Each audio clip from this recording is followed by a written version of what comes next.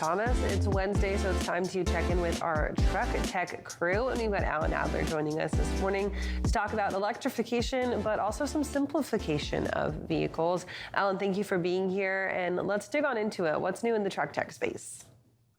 Well, I think before we get to truck tech, if it's okay, we've got a little bit of a breaking story we should mention at least here, and that is that Hyliion Holdings, which we've talked and written about quite a bit ever since they went public via SPAC back in 2020. They were one of the early ones.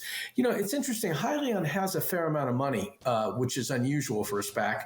Most of them are seeking more of it. And now the company says this morning that they're going to go through a strategic review. They're not sure they want to keep building the Hypertruck ERX, which they really have only, have about 30 of them in production now. They're pausing that. They're taking a look at the whole business. We'll know more after a conference call later this morning. But it's interesting because a few weeks ago when I talked to Thomas Healy, and he was very happy about getting the certification for a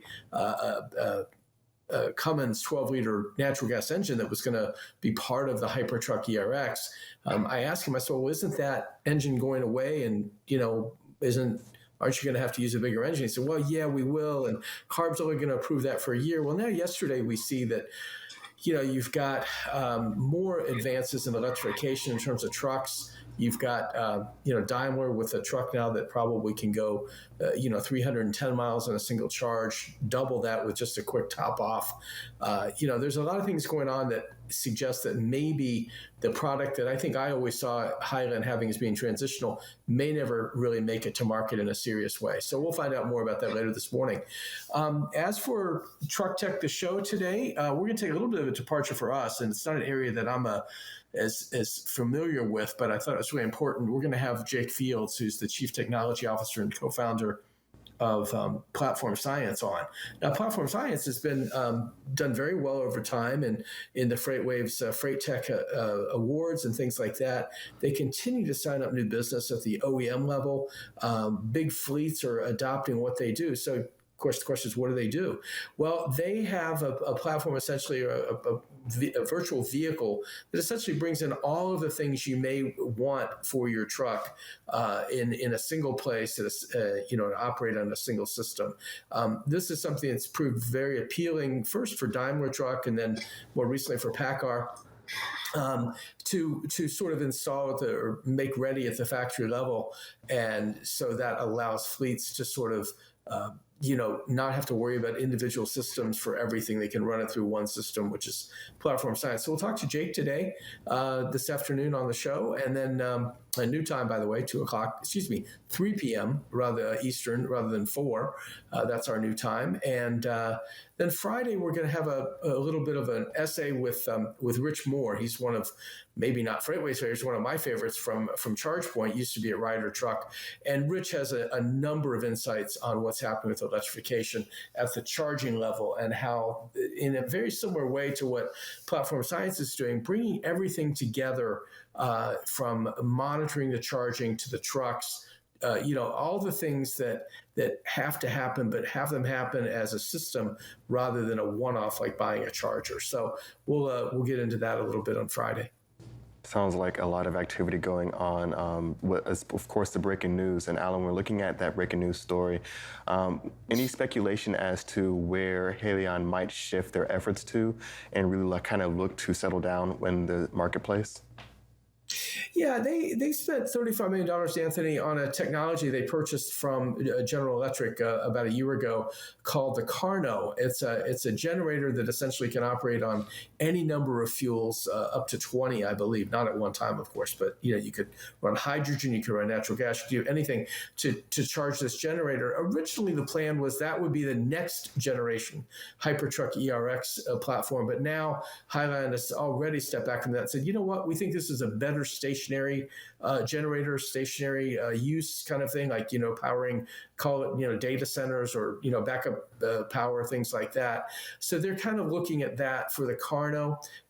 That may be a piece of business. I don't know how long-term sustainable it is because lots of people out there, including Cummins, which is, they keep coming up. Every time you talk about Hyliion, you always have to talk about Cummins because they already do generator sets or gen sets. And, so the question is there enough of a market out there for this Carno technology. My speculation is, although I don't know who would buy them, that they're now a sale candidate that is highly on this. The question is, with what they've done so far, is it enough for someone to really plunk down any serious money to purchase them? Now, of course, Highland has money, but the question is, what does the business look like going forward?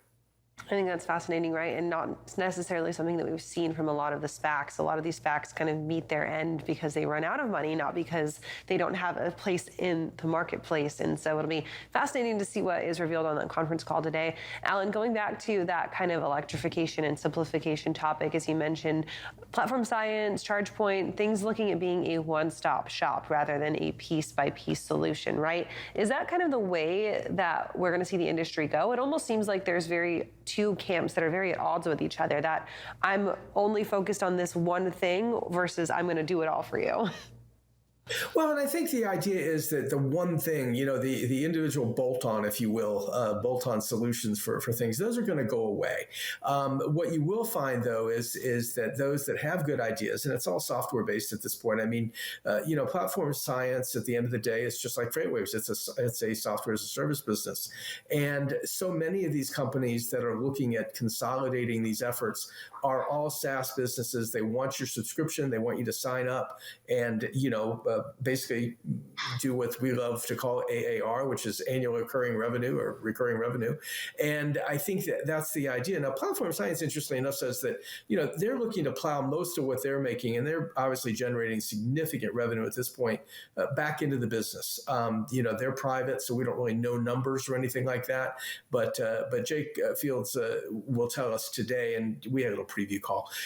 He'll tell us that their interest is just continuing to build that business, which again has done remarkably well, I think, in terms of attracting the big names. But some of the people that want to sell you the one-offs, Kaylee, that you're mentioning, I think they're going to have a harder time unless they can jump on a platform like the virtual vehicle, platform science, or someone else that's doing that kind of thing. On the charging side, it's the same thing. I mean, you really want someone who can tell you all the things you need to know, and there are many people, including the OEMs, attempting to do this, about the state of charge of your truck, where that next charging station is it available, is it operating, things like that. So getting all of this information at one time in one place is clearly the goal of the business, certainly ChargePoint's goal and others.